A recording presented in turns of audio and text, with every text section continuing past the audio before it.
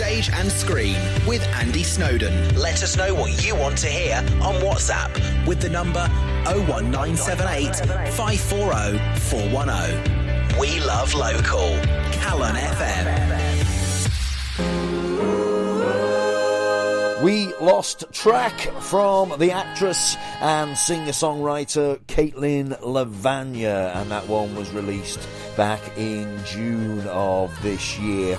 Now she's got a brand new single out. It's called Run a Mile. I shall give it a spin in a moment, but before we do, I caught up with Caitlin last week, who was down at the Sherman in Cardiff playing in Housemates, and she is in rehearsal now for the world-famous Theatre Clwyd pantomime this year. They are doing Sleeping Beauty, and I started by asking Caitlin about this play Housemates that she was doing. It sounded like a corker. Well, literally, it does seem like you're a lady in demand at the moment. You're currently playing at the Sherman in Housemates. It sounds like a fantastic show. They're celebrating 70s music. It sounds like a great night out, right?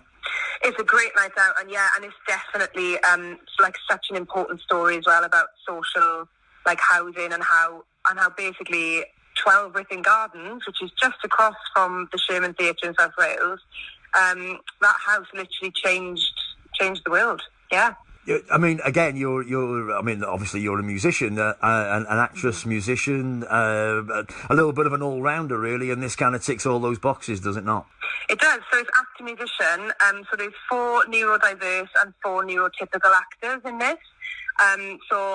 We basically form the band as well as kind of multi-rolling, as we do in many kind of actor musicianship shows. And we're also working with the lovely Hijinks actors. Hijinks are a disability theatre company, and they are outstanding, and I've had literally the best time working with them. Fantastic. Honestly, what we've achieved in 4 weeks is baffling, really. And everyone who's come to see it has just been so kind of dumbfounded by the story, and kind of couldn't believe they didn't know that it was such a Cardiff central story that really did change everything. Yeah. But it's a great idea to thread 70s music through the middle of it all. I've met you in the past, and I'm only guessing that you weren't around in the 70s. So, how do you find 70s music? Are you a new fan to it? Yeah, to be honest with you, I've grown up listening to all sorts of music thanks to my parents.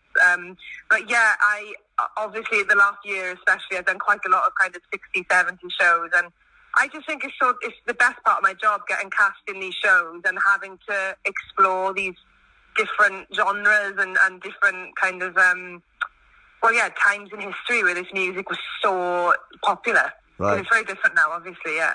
Yeah. I mean, I'm trying to think back whether it was as popular then as it is now, because it seems, this kind of thing where we love to reminisce. I mean, I'll be honest with you, I wasn't a big fan of 80s music until around about 2010. Yeah, it's funny, isn't it? But it's much like fashion, I think. Things just get recycled, and we go through kind of phases of missing a certain time in music history. Very true, very true. And of course, once you finish that, you'll be heading up to our neck of the woods. You'll be up to North Wales for the Theatre Clwyd pantomime. Yeah. This is another one. I mean, famously, that is a musical actor's dream, this one, isn't it? What is it this year? Sleeping Beauty, right? It's Sleeping Beauty, yeah, and I'm playing Fairy Kutch, which I'm very excited about. Well, last year you were playing some kind of snotty face thing. Yeah, I played snot, so I'm quite excited to not play snot again. So this is a stretch from what you did last year, by the sounds of it, is it? Yeah, I actually had my first costume fitting yesterday. So I met Adrian, the designer, and some of the costume team came down to Sherman to fit me, and honestly, if it's anything to go by, just the costume got me, it gave me goosebumps. The plans that they have this year in the big top 10 are crazy. Yeah, if you think, it's crazy anyway, that show, but this year I'm sure it's going to be, huge. Well, I mean, you just said that there. So, but if people aren't aware, Theatre Clwyd is going under renovation at the moment, and for the pantomime, they are literally putting up a great big. It looks like a circus tent. I drove past the other day. It looks incredible. Mm. That must be quite exciting to just to play in there. Must be chomping at the bit for that. Yeah, I mean, I was talking to Adrian yesterday. I don't know how much I can give away, but it's going to feel more like you're in an arena show. Like, it's huge. The designs are crazy. The costumes are obviously going to be bigger and better. And yeah, the tent's gone up. Apparently you can see it from Mole Town Centre. It's so big. Yeah. And I think it seats about 900, so it's almost double kind of the size of the Anthony Hopkins seat. Or maybe not double, but, a few more hundred people can fit in. So, yeah. Yeah, I think you're right. I think there was just under 500 before. In the main house, so I think you're right there. Is it the same team? Is it? I know Christian Patterson's written it. Is it the same team as last year? Yeah, pretty much the same team. Obviously, Tamara's left now, so I think Dan and Fran are going to be directing. Phil is back in all of his glory, and the fabulous Phil. We love Phil. Ben is playing the baddie again this year, I believe. And obviously, he's coming off the back of his awards that he got, the best baddie in the pantomime awards last year. He was terrific. So he's super excited. Yeah, he's brilliant. Yeah. And then we've got Alice McKenna returning. I'm returning. Phil, Ben. Who else is coming back? I can't think now off the top of my head. Yeah, there's probably about over half of us from last year back, which is so lovely. Yeah. And then we've got some really, really exciting newbies joining us this year. So that's going to be so cool. Yeah. Fantastic, wonderful. And so, as I say at the start of the interview, I said you're a lady in demand, and not only have you got this running. I mean, you're busy until the start of next year. You got a brand new single out, and I love the fact that last time, I mean, we first spoke this time last year with your first single, which was Night Bus, which I loved. Yeah. But then in June of this year, we had the We Lost track, which was a stunning track. I really liked that. But now we've got Run a Mile. So tell us about Run a Mile. Yeah, so I basically got my heart broken, classic. Run a Mile came about because basically somebody said to me that I'd said to them, and I'm speaking very bored now,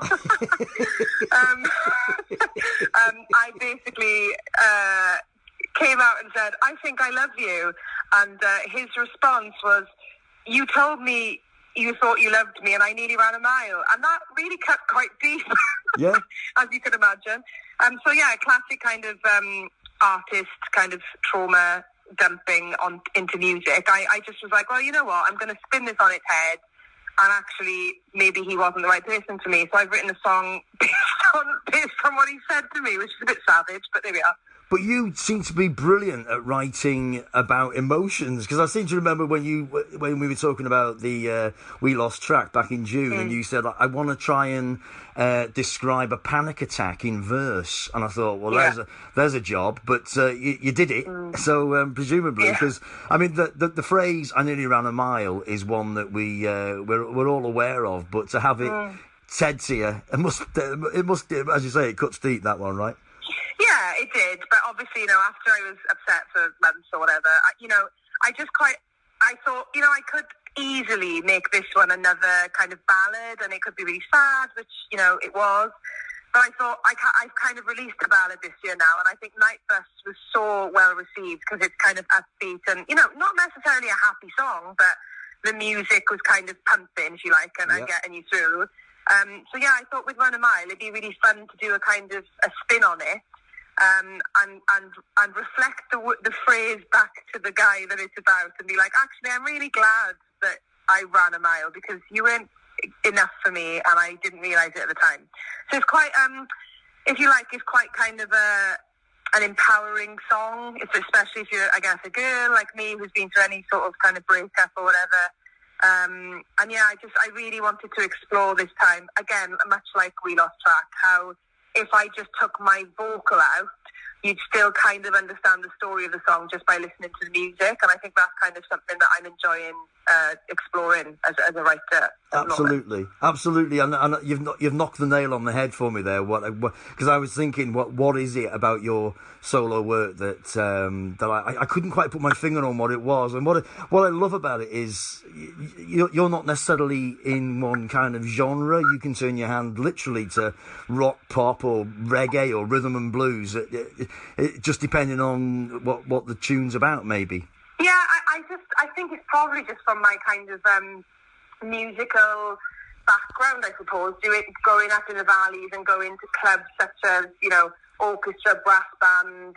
At one point I was doing samba band and folk group, and my parents were so great. They just sent me off to kind of the local music society, and I'd get involved in all these different groups. And I think obviously being an active musician and being involved in so many different 70s shows or rock show, and then more of an orchestrated thing and an a cappella thing. And obviously at the start of the year I was touring unexpectedly with Fisherman's Friends musical, which was all kind of sea shanties. Yeah. So I just consider myself such a lucky person to be able to delve into lots of different genres of music, and rather than shy away from that and try and tick a box and stick to pop, I try and kind of go, well, it probably on the outskirts is pop, but I quite like to describe my sound now as indie pop, because there's obviously different tastes in the songs that I release. But I think that makes it more exciting for the listener, because they have no idea what's coming next. Yeah, it's much like my life. I never know what show is around the corner. I never know where in the world I'm going to be on tour, what pants I'm going to be in, what character I'm playing. So it's probably quite chaotic, but I wouldn't have it any other way, I don't think. And when you do write, do you have a system? Do the lyrics come first? Does the melody come next, or does it in different ways, different times? I found recently that I do actually come up with melody first, and it didn't used to be like that. But it's just because when I'm on tour, showering or driving around for long hours and spending quite a long time on my own, I kind of hum different tunes to myself, and I think, oh, that's stuck with me, that's quite catchy. And then obviously I just reflect on my experiences of touring and falling in love and falling out of love and all of the things.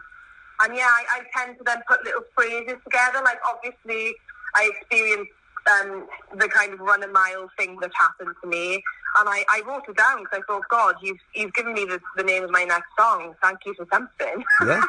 Yeah. And yeah, I guess it came from that. And obviously when you think of a phrase and a melody that's catchy and it sticks with you, you kind of go, well, that's a song, like I can write about that. And it kind of just like grows from a little voice note in my phone with little messages from my producer being like, what do you think of this 4 bars? Is there something there? And then yeah, we kind of work, just because of the nature of what I'm doing at the moment, we've worked a lot on Zoom. So we just had these kind of calls where we'll check in and Joe will throw ideas at it with instruments, and I'll be, for this one I was like, let's go with brass. I love it. Like, put more brass in. I love brass. Yeah. So it just grows, and it's quite an authentic way of doing it, and it feels right to have the breaks in between, because it makes you kind of listen when you're in a different week or a different place, and yeah, it's just really fun. I love it. Yeah. Fantastic. Well, it's called Run a Mile. It's released on the 19th to the world, 19th of October. How can people get hold of it?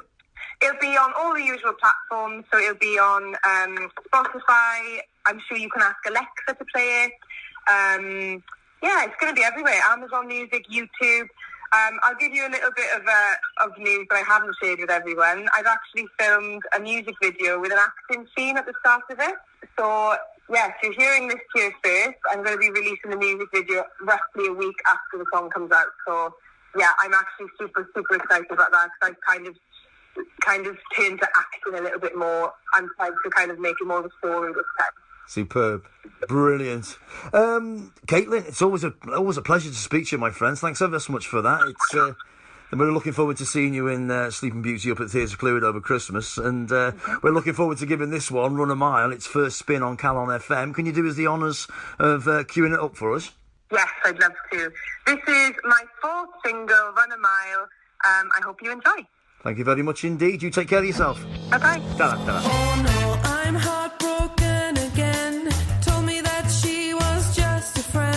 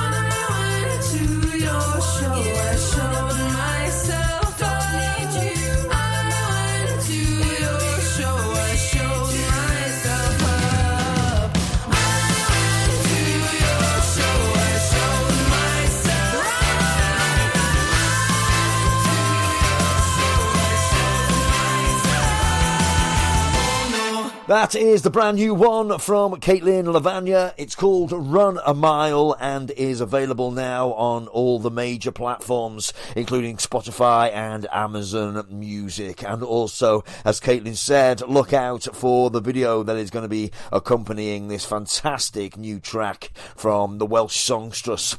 And also as well, you can see Caitlin in Sleeping Beauty at Theatre Clwyd from the 30th of November until the 6th of January. Box office number for Theatre Clwyd 01352 344 101. That's 01352 344 101. Caitlin Lavagna going from strength to strength. Marvellous.